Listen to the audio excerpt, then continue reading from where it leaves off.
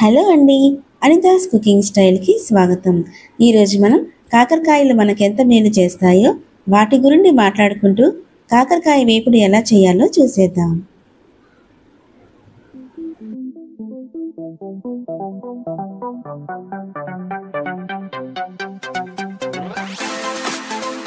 వీడియోలోకి వెళ్ళే ముందు ఎవరైతే సబ్స్క్రైబ్ చేసుకోలేదో సబ్స్క్రైబ్ చేసుకోండి.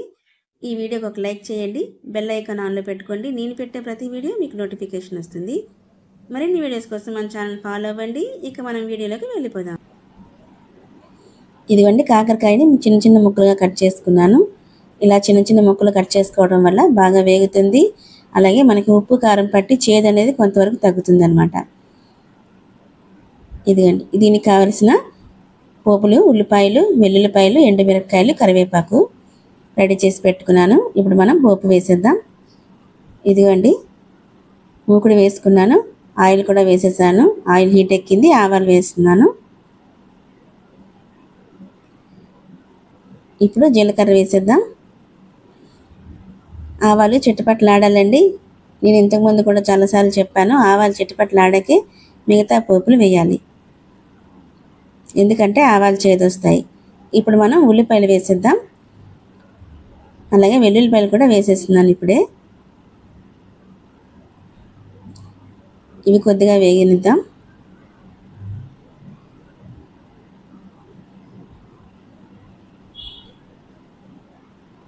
ఇప్పుడు ఎండుమిరపకాయలు కూడా వేసేద్దాం.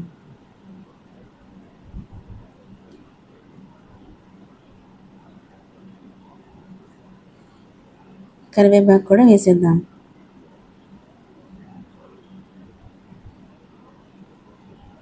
పోపులు వేగాయి కదా, ఇప్పుడు మనం కట్ చేసుకున్న కాకరకాయ ముక్కలను కూడా వేసేద్దాం. కాకరకాయకి పై లేయర్ తీసేస్తారండి కొంతమంది, నేను చూశాను. చేదు తగ్గిపోద్దని తీసేస్తారట. అలా తీయొద్దు. కాకరకాయ చేదు అనేది కడుపుకి చాలా మంచిది. తొక్క కానీ పిక్క కానీ ఏమి తీయొద్దు. కాకరకాయ కూరని ఎలా తినడమే ఆరోగ్యం.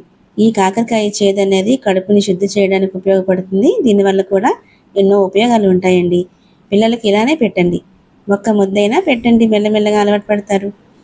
వాళ్ళు పెద్దవాళ్ళు అయ్యాక పిల్లలకు కూడా నేర్పించాలి కదా, మరి వాళ్ళ పిల్లలకి నేర్పించుకోవాలి.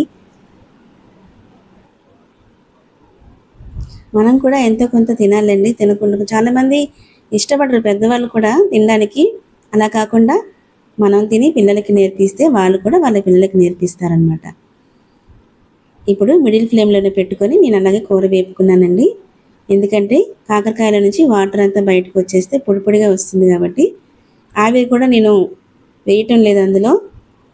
అలా ఆవిరి వేయటం వల్ల మనం వేసిన నూనె వాటర్ అంతా కలిపి గ్రేవీ లాగా అయిపోతుంది, ముద్ద ముద్దగా అయిపోతుంది, పొడి పొడిగా రాదు. ఇప్పుడు తగినంత ఉప్పు వేసేద్దాం.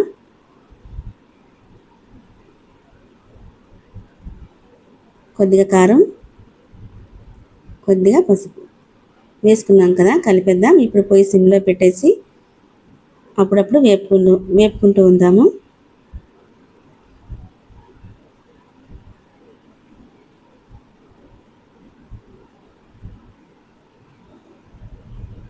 అంతేనండి, కాకరకాయ కూర అయితే మనకి రెడీ అయిపోయింది.